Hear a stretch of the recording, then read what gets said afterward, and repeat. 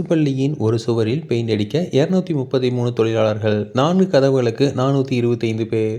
மத்திய பிரதேசத்தில் அரசு பள்ளிகளில் பெயிண்டுகளுக்காக செலவிடப்பட்டதாக வெளியிடப்பட்ட கட்டண விவரங்கள் சர்ச்சையை கிளப்பியுள்ளது.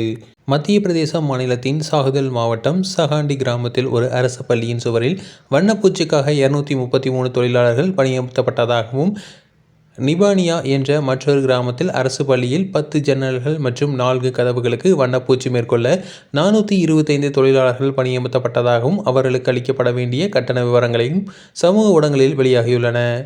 சாஹாண்டி பள்ளியின் ஒரு சுவருக்காக 65 கொத்தனார்கள் உட்பட 233 தொழிலாளர்களுடன் 4 லிட்டர் பெயிண்ட் செலவிடப்பட்டதாகவும், வேலைக்கான கட்டணமாக 1,07,000 செலவு வந்ததாகவும் கட்டண விவரம் வெளியாகியுள்ளது.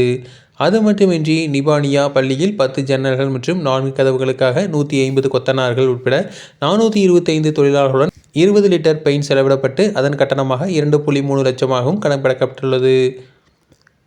இவையனைத்தும் அம்மாநில சட்டப்பேரவையின் மசோதாவில் அளிக்கப்பட்ட கட்டண விவரங்கள் என்று கூறப்படுகிறது. இந்த நிலையில் இந்த 2 பள்ளிகள் கட்டண சீட்டுகள் குறித்து விசாரணை நடைபெற்று வருகிறது. விசாரணையின் முடிவில் வெளிவரும் உண்மைகளின் அடிப்படையில் நடவடிக்கை எடுக்கப்படும் என அந்த மாவட்ட கல்வி அதிகாரி தெரிவித்துள்ளார்.